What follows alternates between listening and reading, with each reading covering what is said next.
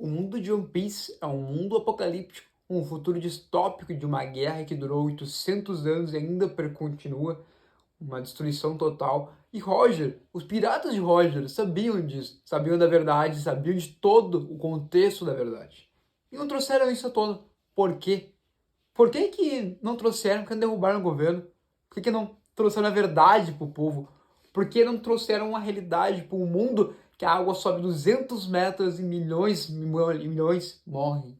É isso que queremos debater hoje. É isso que o capítulo 116 trouxe pra gente. É isso que queríamos saber hoje. A realidade por trás de One Piece. Welcome to One Piece! Bom, meus camaradas, acho que vocês já estão ligados, mas é One Piece. Iremos debater aqui agora, literalmente, o motivo do capítulo 116 ser tão fenomenal. Primeiramente, né, a gente começa com uma capa muito boa da Yamato, ela perto da capital das flores, entregando alguns medicamentos ou algumas comidas. Uma marmita, vamos dizer assim. Ela tá numa jornada, entre aspas, espiritual dela. Uma jornada de descobrimento, uma jornada de, cara, proteger esse reino aqui por tantos anos, lutei por ele, lutei por esse povo. Agora deixa eu aproveitar um pouquinho eles, deixa eu sentir o que é essa liberdade aqui no Reino de Wano, deixa eu sentir a cultura, deixa eu sentir, sabe? Deixa eu viver isso aqui. Depois eu vou lá com o Luffy pra fazer o caos. É isso atualmente que a Yamato tá nessa fase, essa fase de, cara, vou aproveitar tudo que eu batalhei por. Sabe? A fase, sinceramente, eu queria ver ela contra os Korosei, queria, mas tá legal, sabe? Vamos pensar que isso aí é um investimento do Oda Sensei para algo que ele quer tocar lá na frente, a volta da Yamato, assim, ó, resolvi tudo no ano, tá ali, tá seguro, não preciso mais me envolver, posso vir para cá. Vamos pensar dessa forma, tá? Esse é o capítulo, essa é uma, não só o capítulo, mas essa é a capa do capítulo que me traz esse sentimento, sabe? Me trouxe essa análise, se eu for ver. Sentimento de merecimento. Outro fato muito interessante. O capítulo começa com o Vegapunk como uma foto com base tirada, com certeza, do Einstein na guerra nuclear. O Vegapunk se ajoelha e fala: perdão, eu pequei. Daí o povo fica: como, doutor? Você foi literalmente um cientista que está 500 anos no futuro. O seu cientista que trouxe tanta coisa boa para a marinha, para o mundo, para certos reinos. Certos reinos. Por como o senhor pecou. Essa é a questão que o povo está se fazendo. Essa é a questão que a marinha está se fazendo. Essa é a questão que os poderosos que não conhecem a verdade estão se fazendo. E a situação é que o Vegapunk fala: eu criei uma invenção maravilhosa, que é a Mother Flame. Ela vai ser usada para acabar com a fome, acabar com a pobreza, acabar com a tristeza no mundo, trazendo calor, energia, comida e roupas para todos os reinos, trazendo uma união, uma felicidade, uma saturação de coisas boas, vamos dizer assim. E com base nisso, o Vegapunk se entristece, mas fala: mas um dos fragmentos da minha Mother Flame foi roubada. E com base nesse fragmento, foi usada para ativar uma das armas ancestrais. Recapitulando, tá, gente? As armas ancestrais são Urano, Plutão e Saturno, não é Poseidon. Fala Saturno é um dos grossei, tá? Urano, Poseidon e Plutão. Uma das três armas ancestrais. Armas em contexto usado, né? Porque na certa visão que eu tenho, pode ser que sejam ferramentas geográficas para a utilização de um melhoramento geográfico da situação atual. Vamos dizer, quero ter mais verde aqui, quero ter mais chuva ali, quero ter mais relevo cá. Era para isso que eu sinto que era a utilidade, a finalidade delas, no início, pelo menos. Mas voltando pro Vegapunk fala: eu pequei, porque um dos fragmentos da minha Mother Flame, que é a fonte de energia inesgotável, que é literalmente uma bomba nuclear controlável, mano. A ficção nuclear controlável. A energia solar, o sol atomão controlável. O Vegapunk fala: foi roubado um dos fragmentos. Com base nesse fragmento foi ativado uma das armas ancestrais que, puxamos gigante, muito provavelmente seja Uranus. E daí o Vegapunk fala: destruíram o reino de Lúcia. Com base nisso, o rei Elizabeth, perto do rei de Luz, fica, não pode ser. E grita com os súditos, vá verificar agora mesmo. Porque na situação atual, se realmente o rei de Lúcia foi pagado assim, ó, do mapa, sumido, ninguém sabe disso ainda. Passou mais de um mês. Cara, esse é um poder que nenhum ser nessa situação atual desse mundo pós-apocalíptico quer vivenciar.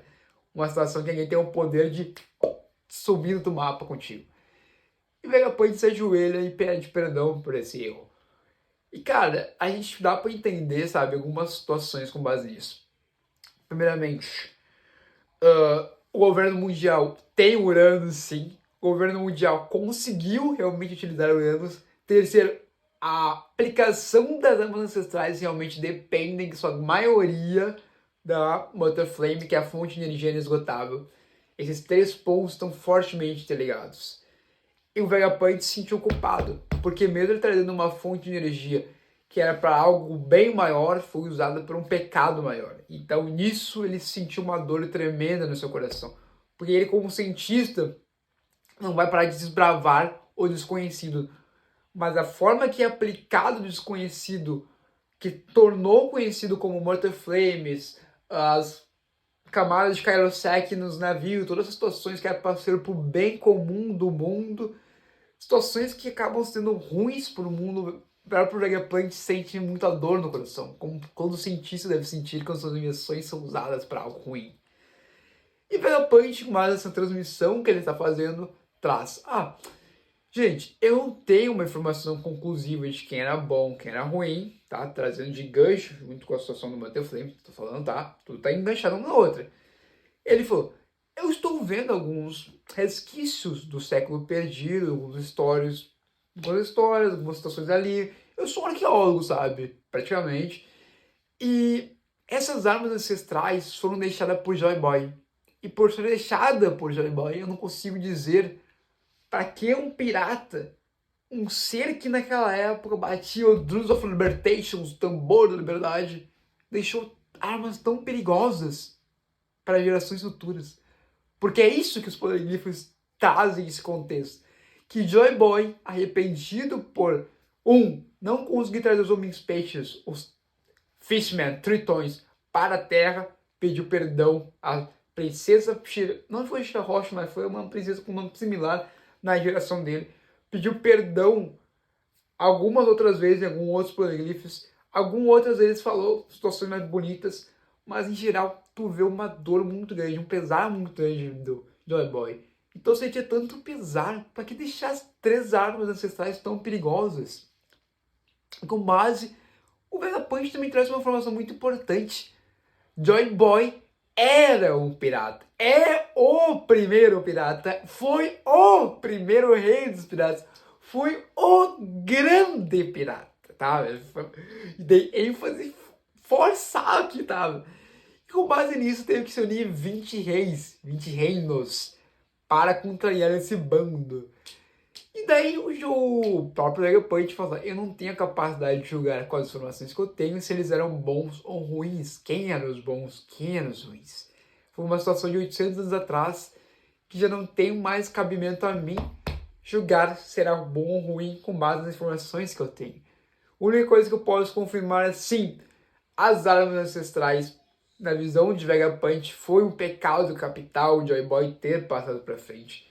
Sim, elas podem e vão afundar o mundo novamente se continuarem a ser usadas de forma errada, porque eu acredito que sejam armas geográficas, não armas, mas ferramentas geográficas.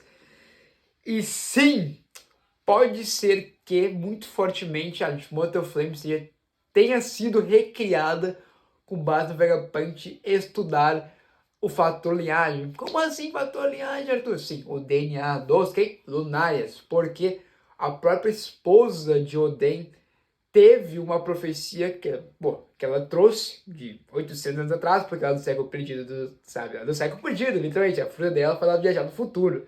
Então ela foi pro futuro, geração atual praticamente, né? Geração aí do Roger, do Bela Branca, esposa do Oden, casou com Oden, e trouxe uma previsão, uma profecia, que a Lua teria uma importância muito grande junto com o Sol.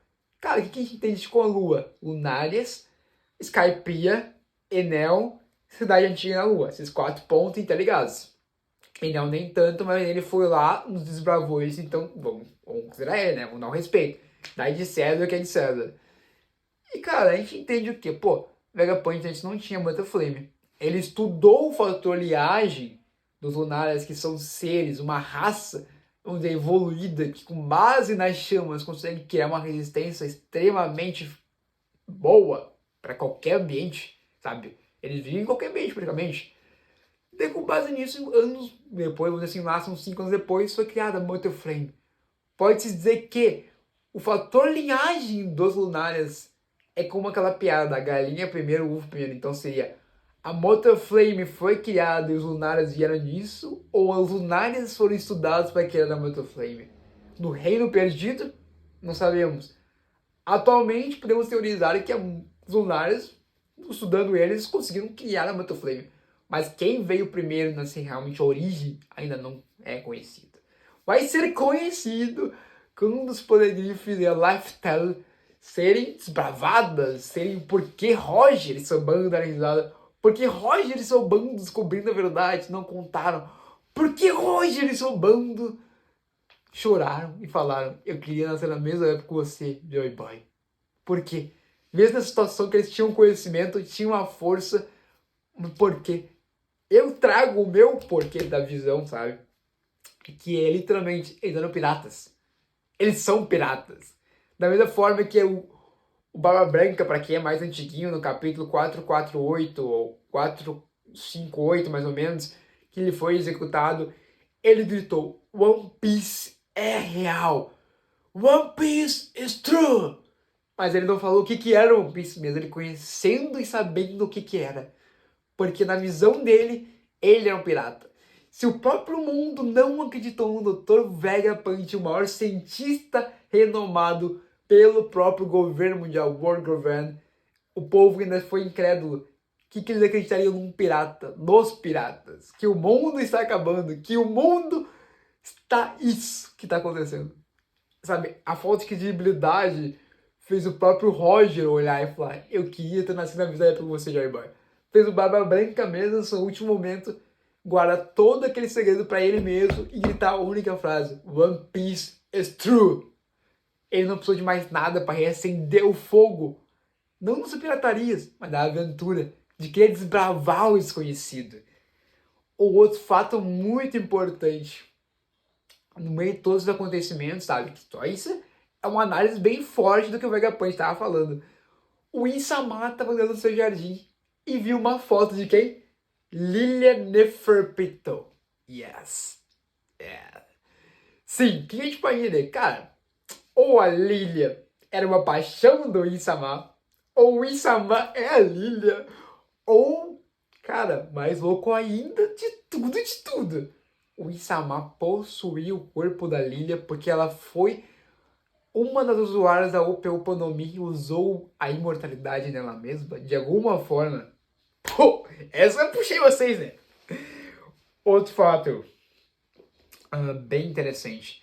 No meio de toda a situação que o Vegapunk tá trazendo, se desculpando, falando que ele pecou, o governo mundial tá nesse caos, o Insama tá lá. Na marinha, o Akainu tá furioso.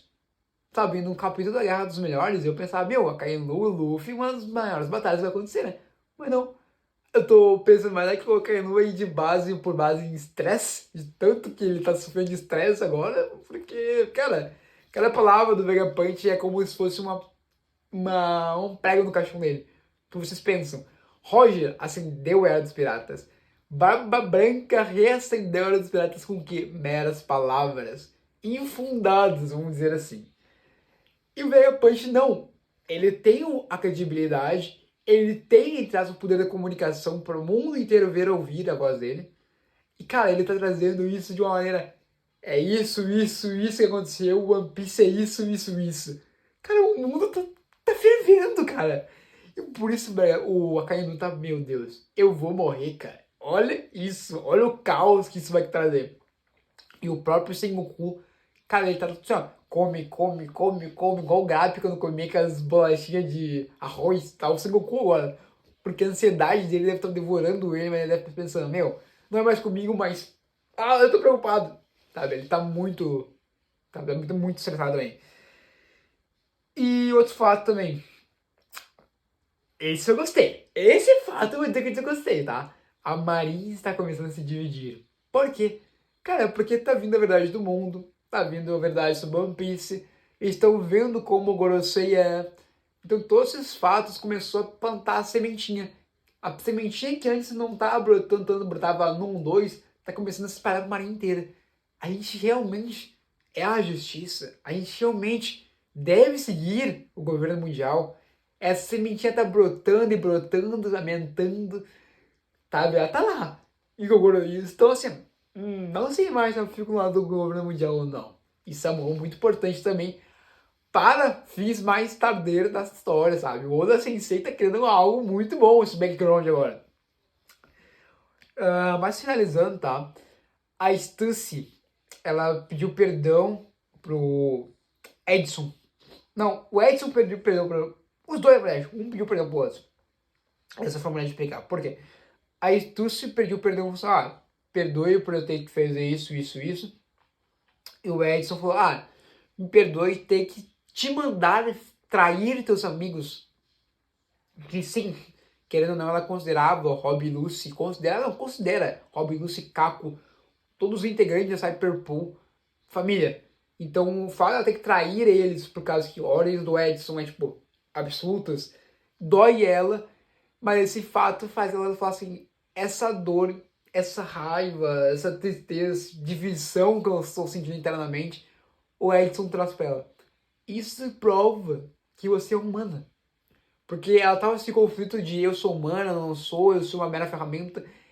E o Edson trouxe pra ela. Você é humana. Esse fato de ter essas emoções, sentimentos, esse conflito, prova que você é humana, que sente dor, sente felicidade, sente raiva, amor. Isso é muito legal. Cara, e também a York ficou desesperada quando viu que o Vegapunk sabia que a Moita Flame foi roubada, que todo esse processo, como eu não me sincronizei, foi um desespero, sabe? Desespero total, ficou tipo assim,